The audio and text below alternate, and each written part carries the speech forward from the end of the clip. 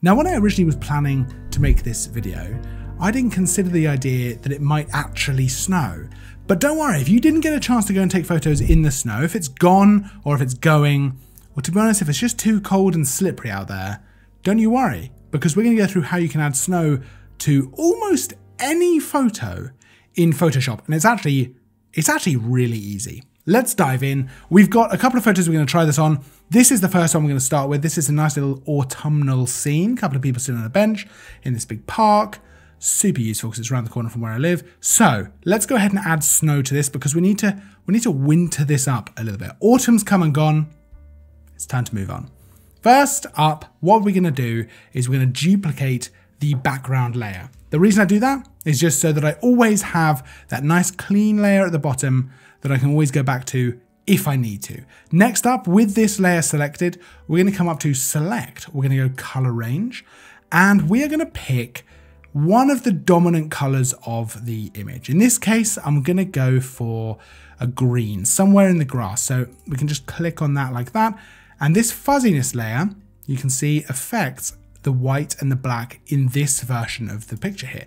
Now, the more white there is, the more that's selected. The black is not selected. So we want to adjust this fuzziness slider until we have a good amount of white, but we can still make out the image. I think this looks pretty good, 79. You see, if I up this all the way, it starts to get very, very white like that.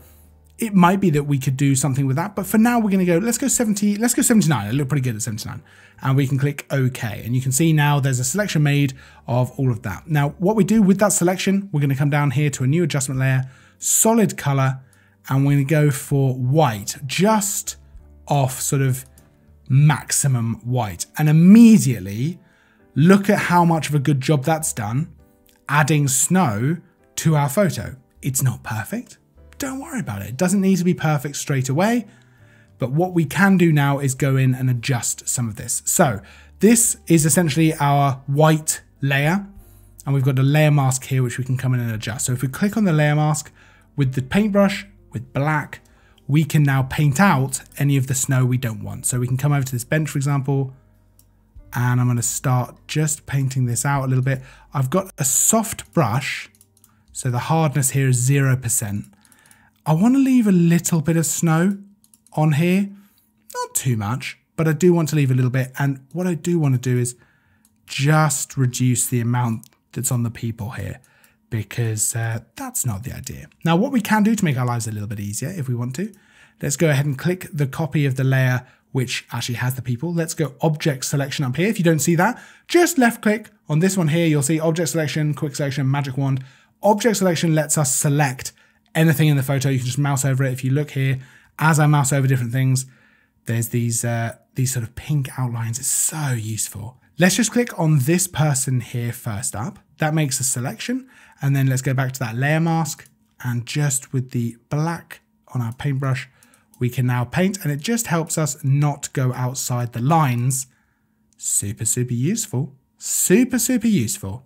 We can press Ctrl D to deselect. Let's just go ahead and select this other person. We have to select the right layer. Object selection, select this other person here, go back to the layer mask, and with the paintbrush, we can just get rid of any snow we don't want on there as well. Press Ctrl D to deselect, and let's zoom back out. Now this is looking pretty good, I'd say, but we might want to make some extra adjustments here. Now, something that I find really useful when it comes to adding snow to an image is actually adding in some more light and some more white as well. So for example, let's go and add a curves adjustment, and I'm going to bring up this bottom kind of where the black area is. We just want to lighten that up a little bit, and then I'm going to add a little bit of depth to the shadows just to brighten parts of the image. We're going to add another new layer, and I'm actually going to paint in some pretty large spots here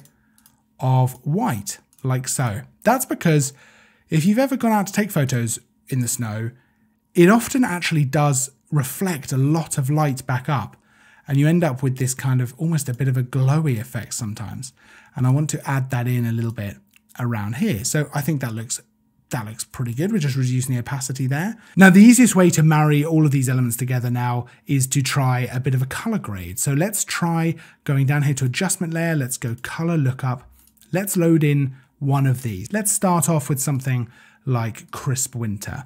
Now, immediately that's a very, very strong effect, but we can bring down the opacity of this layer to something even like 30, 40%. If you turn off this layer and then turn it back on, you can see that is making quite a bit of difference to the overall image. It's color grading all of it. We could even come in and add another color lookup, but bring that down to below all of the snow, just to kind of try and color in these elements of the actual original photo. Let's go for crisp winter again, and let's just bring that down, but that's going to be a slightly stronger effect. So we've gone for something like that. I think that actually looks pretty good. If I was to hold Alt and left click on the eye symbol next to the actual photo down here, we can see this is the photo as it was, and this is the photo as it is now. The last thing we could do is we could come in and actually add a bit of an overlay of snow. Now, there's lots of places you can get this. There's lots of places you can either get free versions or you can pay for it. And normally it'll be something like this, where I just drag this in. It's just black with the snow over the top, and all you have to do is drag it in. I'm actually going to duplicate this, bring another one over on this side. And all you have to do is select these and actually set them to screen as their blend mode. That's going to really help because it just gets rid of all that black and you just have the snow. So now we've got those two, we've got a nice bit of snow falling, and actually that just helps to kind of add something to the photo. Now you could add more of that in if you wanted a heavier snowfall feel, but I think that's just enough, to be honest with you. So I think that if we look at the original and then back to this, we've done a pretty good job here of making this very, very snowy. Now for me, that is actually the best way of adding a snowy, wintry feel to your photo, because there are other ways. There's the landscape mixer neural filter, which we've done a video on before. And actually having used that a little bit more, I feel like it is a bit hit or miss. It does work really well sometimes. Sometimes it works fantastically. And then other times, not so much. Sometimes it'll make the picture look quite monstrous and horrible. So not always ideal, but in this situation, I think that doing that, using the color range, that's always a really useful way of selecting things in an image and then adding the snow like that. It works really, really well. And you can do that to a lot of different types of photos. It doesn't work for every single photo out there, but that is sometimes because some photos just look very strange if you try to add snow to them. But I think this one, it works great. A lot of landscapes, it's going to work great. A lot of photos, to be honest with you, it's going to work great. So let me know, is this something you would like to do? Is this something you'd like to play around with? Do you like playing around with different kinds of edits like this? Let me know down in the comments. Of course, don't forget to like and subscribe for new videos all the time. I'll see you in the next video, but until then, as always, thanks for watching.